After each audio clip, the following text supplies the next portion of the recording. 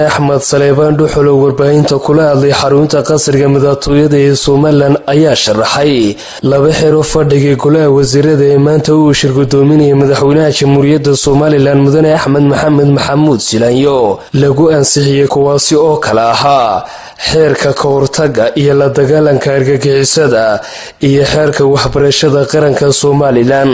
Mudane Axmed Saleebaan dhuxul afayeenka madaxtooyada ee Jamhuuriyadda Soomaaliland waxa uu xeerarkaasi ku tilmaamay in qaranka Soomaaliland baahi weyn u qabay mudane ay naawilayeen. fadhigii maanta golaha wasiirada uu gudoominayay madaxweynaha Jamhuuriyadda Soomaaliland Mudane Axmed Maxamed Maxamuud Silaanyo waxa goluhu uu ku ansixiyay laba xeer oo muhiim ah. labada xeer waxay kaleeyeen xeerka ka hortagga iyo la dagaalanka argagixisada iyo xeerka waxbarashada qaranka. labadan xeer oo muhiimad dheeraada u hawlaha qaranka markii xubnaha golaha wasiiradu ay ka doodeen afkaartoodii ay ku soo bandhigeen doodda xeerkaasi golaha dhan uu ka qayb qaatay waxa goluhu isku raacay in la ansixiyo. labadan xeer marka la eego kan waxbarashada iyo ka la dagaalanka argagixisada qaran ahaan muhiimad fara badan bay u leeyihiin. xeerka argagixisada kale waa xeer taabanaya amniga dalka Soomaaliland. amni bay ku soo caanamaashay nabad bay ku soo caanamaashay dadaal bay halkan ku soo gaadhay nabadaasi dawlad iyo shacab isku duuban ayaa keenay maanta nabadda Soomaaliland inaynu halkan joogno in nabadan ay ku talaabsano in horumarkeenu u socdo in ummadeenu ay ku taamto wax walba priority-ga inay ka dhigto in nabadu ay xasisho. xeerkan argagixisadu waxaad ogtiin geeska Afrika waqtigan xaaladan iyo waqtiga waxa taagan xaalad nabadgelyo darro meel badan ka taagan sidoo awalba heeganka ugu ahayn aynu ugu foojignayn in aynu ka hortagno wax kasto dalkeena iyo dadkeena khalkhal iyo dibdhac ku keeni kara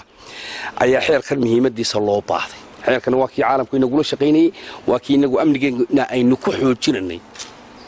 marka xeerkaasi waa la ansixiyay. waxa kale oo la ansixiyay xeerka dhinaca waxbarashada qaranka ummad kastaaba dhinaca waxbarashada talaabooyinka iyo heerka waxbarashadeedu ayuu horumarkeedu ku xidhay muhiimadda arinta iyadoo loo arkayo qaranku warkayo ayaa xeerkii waxbarashada qaranka ayaa la soo diyaariyay wasaaradda waxbarashadu ay keentay waa laga dooday waa la ansixiyay. xeerarkani waxay u gudbi doonaan golaha wakiilada markay u gudbaana golaha wakiiladu way ka doodi doonaan sidoo kale kadibna way ansixin doonaan madaxweynaha lagu soo celin doonaa madaxweynaha ayaa saxiix doona kadibna uu dhaqan gali doona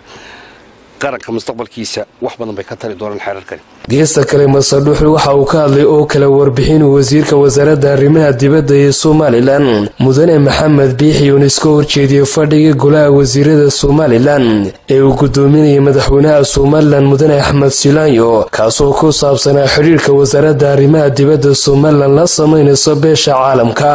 wasiirka arrimaha dibadda marka waxa uu sheegay inuu ka warramay oo uu uga warramay waftigaasi Soomaaliland waxay u taagan tahay nabad. Soomaaliland waxay u taagan tahay dariskeega iyo meel kasta iyo dhinac kasta iyo jaak kasta Soomaaliland amba ha noqoto dhinaca bariga amba ha noqoto dhinaca mataqaana bariga Puntland iyo Soomaaliya ha noqoto Djibouti ha noqoto Ethiopia ha noqoto wadamada dariska mandaqada ku yeelan si nabada wada jira ay uga shaqeynayso nabadda. Soomaaliland inay nabad u taagan tahay Soomaaliland inaanay u taagnayn wax kasta oo nabadgelyo darro keenay. si kastaba ahaatee afayeenka madaxtooyada ee Soomaaliland ayaa dara ku tilmaamay in maamul goboleedka Puntland ay ku sheegaan argagixiso Soomaaliland kaasi oo cadeeyay in Soomaaliland ay waxa loogu yeeray argagixisada ay dagaal adag kula jirto mandaqada geeska Afrika iyo dalalka la jaarka ay jeceshahay inay nabad kula noolaato.